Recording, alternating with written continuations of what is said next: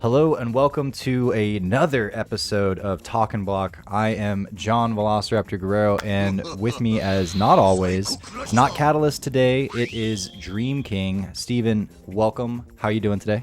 I'm doing pretty well. Nice to be here. It's been a while, and yeah, we've got some pretty juicy Street Fighter 6 news to talk about. It has been a very exciting week for Street Fighter fans. We have been eating this week. I've been eating and not sleeping because there is no time to do all that stuff. But yes, so we had I guess you could call it the second part of the Tokyo Game Show presentation today, featuring Street Fighter 6 content. A lot of it was just showing more footage of the characters that we saw yesterday: Blanka, Honda, Ken, and there's one other one. Again, I haven't been sleeping, so Dhalsim, that's the one. Dhalsim, But then they also showed the beginning of World Tour mode, and there's this little, about a minute long video that plays, and it felt so casual, so background, but they showed the rest of the launch roster. So we all of a sudden know Street Fighter 6's launch roster.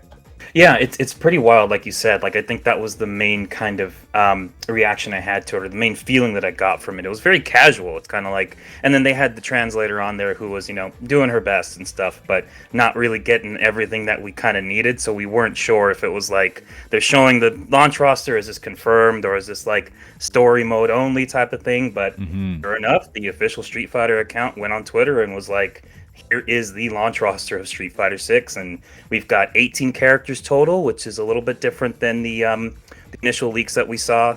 We haven't discussed the leaks too much just because we don't like to do that, but I mean, Capcom acknowledged them, and now we've got the full launch roster here. It's kind of like, well, I mean, it's kind of time to talk about it, I think. I think so. And so we had 11 characters already, but the new ones that are added on here are Manon, Marissa, Lily, JP, DJ, Cammy, and then Zangief. Yeah. Mm-hmm. And so there's an additional, we had 11, we got seven more. Characters. That puts us up to 18. And really quickly, so some of these characters, or all of these characters, were named during the leak. One of them was called Mimi, was it, right? And she's the one that we've been saying looks sort of like a female version of Abel. There was a little bit of confusion here because also their names are written, but they're in like very stylized cursive like graffiti in the video. It seems her name is Manon or Manon, or I don't know how we're going to pronounce it. Yeah. And I remember seeing both Mimi and Manon listed when the leaks came out, so there's some confusion there. But or if you hear Manon, it's Mimi. Yeah, and it's interesting too because now that we actually see the official artwork for this character, or concept art, or whatever you want to call it, here in the trailer, the Mimi / Manon looks quite different than the leak that we saw. Yeah. So initially there was a little bit of confusion there too, not only with the names but then the appearance. So it's interesting when you watch that trailer and you can see the screenshots that we have on our website here in the story, but Manon's artwork looks very much less developed than everyone else's. And not only that, her design is different. So like, she doesn't look like a female Abel anymore in her attire. It's more like she's got kind of like a fancy kind of outfit on. It looks like she might have some fur like on her, her top kind of thing. She looks very elegant, and it's also just the art style itself is very underdeveloped compared to everybody else, which is kind of interesting. I mean, we're speculating here that maybe that's some kind of like a last minute design change or something. Yeah. Obviously, with the leaks, like Capcom was very aware. We've seen this in the past where things have been leaked, and fighting game developers move things around a bit so that it's not so predictable. So I don't know. That was interesting there. Her hair sort of looks the same, and pretty much everything else looks different. Now, maybe this is just the difference between two costumes, right? But you're right. We've seen, we think we've seen Capcom change some stuff in the past based on the way leaks roll out, and so they'll pull some audibles and whatnot. So very interesting to see more on her whenever that comes out. But yeah, you're right. Maybe she was completely reinvented. Maybe they went a whole new direction. All we know at this point is that she has a cool job, because everyone got a little well, not everyone, a lot of these characters had a little saying next to when they were presented, and hers was a cool job. So yeah, that's interesting. We also have some returners, the likes of DJ, Zangief, Cammy. Any reaction to them, or were you just like, yeah, well, welcome back? Yeah, it's kind of a it's a welcome back type of thing. Obviously, Zangief is he's a staple. Cammy is unfortunately a staple, depending on who you ask, I guess. Right? I mean, she's a great character, great legacy character. Don't get me wrong. She's very popular, but she's also a pain to fight. We all know that. And DJ was the interesting one. I thought DJ was a an interesting choice there, and cool to see him back. It seems like they completely revamped him. His outfit actually kind of looks similar to, I think there was a Street Fighter 4 alternate costume that kind of looked like that. So maybe they took a little bit of inspiration there. But I want to go back to the like the words that were kind of plastered across the screen for these characters, because I do think that's a little bit telling as well. Like the power to fight for Marissa. Obviously, she's this big hulking like muscle bound character kind of thing. But then we see JP and it's authority.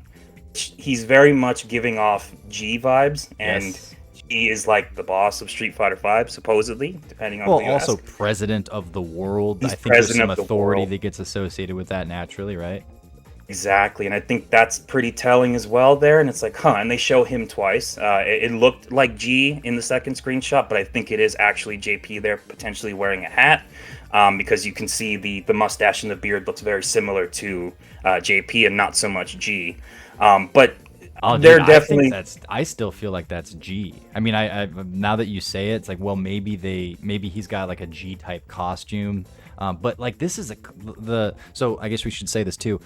There's a character that pops up near the end that doesn't have a signature next to them, and it looks like Sure. G because it's like a close up, and it's got the G, the little like rise smile, and a big hat. Now it is a close up, so we don't see too much of him, but it's like the classic G pose, where he looks at the camera and points at it, and I guess he's not really pointing here, and he definitely looks different. Like there's more facial hair. He's got a bigger, bushier mustache.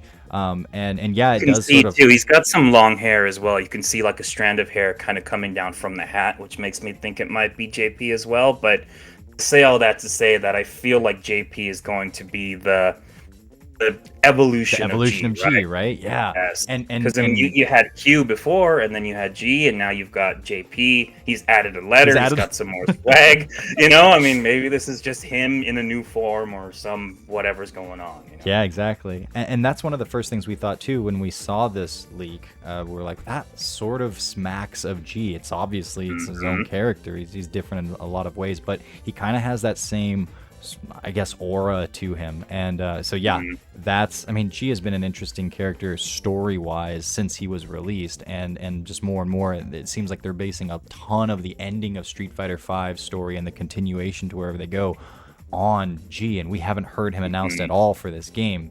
But if he evolved into another character, and it looks like he evolved from a previous character, I guess this is, I don't know.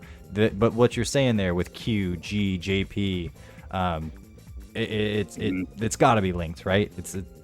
I'm excited to see what happens with it. Yeah, and I know that they're obviously like the whole like the story behind Q and stuff like that is that they say that he's been seen in multiple places around the world at the same time committing different crimes and stuff, and the whole thing is kind of like he takes possession of people, or he like mind controls them and transforms them into some kind of a letter agent or whatever, right? Like that's kind of the backstory of it. So like to think that there's multiple of them makes sense, and like this could be a pretty cool recurring thing that Capcom does with Street Fighter games, where it's like it's not the same character, but it kind of is. Like it's all tied, but each time we get a different iteration of it, which would be a kind of interesting way to kind of keep the bosses fresh, but also like kind of keep the continuity of it, right? Because I mean, we've had Bison as the main villain for like every Street Fighter game, and you get kind of like, all right. Yeah, and it's like, all right, dude. Well, yeah, we have Seth and we have Gil as well, but like Bison is such a main thing. Like maybe this could be kind of the new way to do Bison. Obviously, it's not Bison, but you know what I mean. Like this could be the new Bison style boss who is recurring and keeps coming back, but slightly different each time for the new generation. Yeah. Well, I've wanted to see this character since we first kind of caught wind of him and potentially play him, although we have no idea how he's going to play. One other thing before we move on to some DLC content is also Zangief has pants, and I just felt like it was important to point that out because I don't remember the last time Zangief was wearing default pants. But So 18 characters. Now the leaks had 20. Was it 22? And so that leaves Rashid, Ed, Akuma, and Aki just floating out there in the ether. We, I guess, are going to assume that if this is accurate, and it looks pretty accurate, they're going to be DLC. And how do we feel about that? Potentially four character DLC that seems smaller than what we've been used to for Street Fighter V. And these particular characters, how does that hit you? Yeah, just kind of depends on how they do it, I think. Obviously, you don't want to see situations where, you scale back on how much DLC you get per season. But, I mean, maybe it is 4 DLC characters per season, but maybe they're going to do it differently somehow. Like, maybe the release schedule will be different. Maybe it won't so much be seasons, as it'll just be kind of periodic drops type of thing. But I don't know. In terms of, like, if these 4 characters in particular are DLC, they're popular enough. Akuma definitely.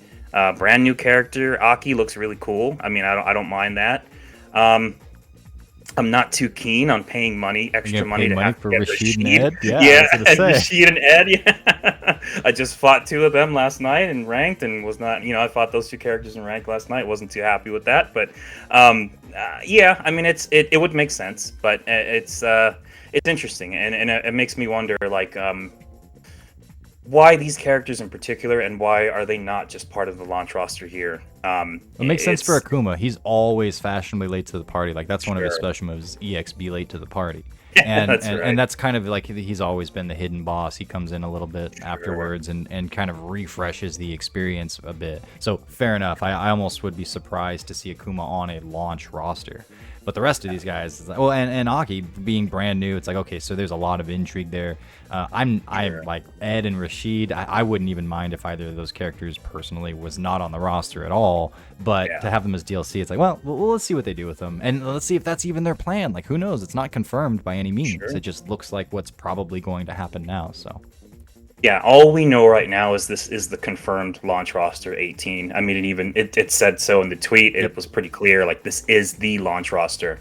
So I mean, we don't know. It could be all kinds of you do all kinds of things here. But yeah, I mean, it's as far as launch rosters go, I mean, Street Fighter 6 is going to have 18. Street Fighter 5 had 16 characters when it launched, and people weren't too pleased about that. But that was more due to the lack of everything else in that game, all the other content. And then Street Fighter 4 launched with, I believe, 25 characters, with some of them being unlockable. So we're kind of in the middle there. We've got 18 for Street Fighter 6. Yeah, that's okay. I think that's okay. And I think what makes it okay is just kind of the way Capcom has been handling everything else, in terms of the way that they're revealing stuff, the way that they're, sharing information about this game, and then just how good this game looks in terms of content and visually and mechanically. Like, I think there's a really good reception to this game already. So the 18 character launch roster is a pill that's a lot easier to swallow, and people aren't so upset about it. Because you launch with 16 characters and you have no content in your game, people are going to be pretty pissed. But I think they're doing it pretty well here, and I think 18 is a good number. That's pretty solid. And clearly, I mean, they've got plans for these other 4 characters, so we might see them pretty quickly after launch. So it might not be 18 for long. Yeah, and we still have to look forward to the actual character reveals and the models and how these characters work, how they fight, how they function, if that's not a bad word. And so there's plenty to look forward to, even in the continued revealing of this initial roster. So yeah, I think this is all pretty good. This is exciting. It was sort of a weird way to present it, but I guess I'm not complaining. But I would like to hear what you people out there in the comment section think. Are you happy with an 18 character launch roster? Do you like what you've seen so far? Are you excited to see more of the designs of the newcomers? And perhaps we've seen a lot of change to the already existing characters and their gameplay designs. Are you excited to see what Capcom does with the likes of DJ and Cammy and such? So hit us up in the comments, let us know, like, comment, subscribe, all of that good stuff. Steven, did you have any final thoughts before we sign off here? Yeah, I actually had a question for you. Based on this launch roster, who's your main? Who are you picking? Okay, so I'm probably not going to go Ryu because I usually start with Ryu as like, you know, safe and stuff. I'm interested in JP. I'm interested in what's her name. I keep calling her like Lady Sagat, but you know what I'm talking about. Is it Marissa? Marissa, yeah. Marissa. I'm interested in her. JP. And I mean, I'll probably develop a little bit of Ryu Shoto just to have that. I'll probably, but here my theory is, it's best to just, life's too short to not pick a top tier. So that part of me is like, well, Cammy or Akuma. So Sure. I say all that. Let's say Akuma is probably where I'm going to start. And then if JP is cool, I'll probably gravitate towards him. I'll give those other ones a chance, but those are my most likely ones.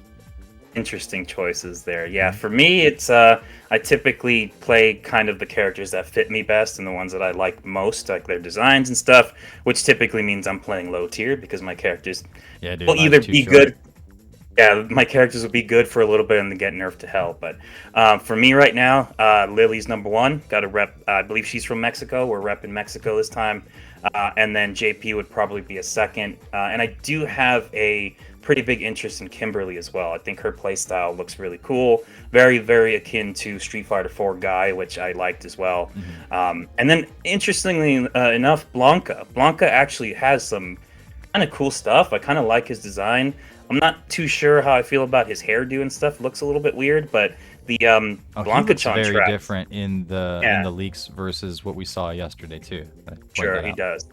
Yeah, but he's got some interesting stuff, man. He's got some weird traps and stuff. Little Blanka-chan doll that you electrify it and it runs at the opponent and explodes. Like you can set up some traps. Like I might mess with that. I might get into that. But yeah, it's gonna be Lily and JP. I think is my 1 and 2. It's looking like so far. Right on. And hey, they're right next to each other on the leaks that we didn't see. Yeah, exactly. All right. Well, thanks so much for talking with me here, and thank you guys for listening so much. Again, let us know what you think of all of this, and we'll be continuing to produce all this sort of content, exploring, reacting to, digging into it, all the little bits and pieces that you might not have thought of on the first pass through all of this. So come back, check out some more EventHubs videos, and we will see you guys in the next one.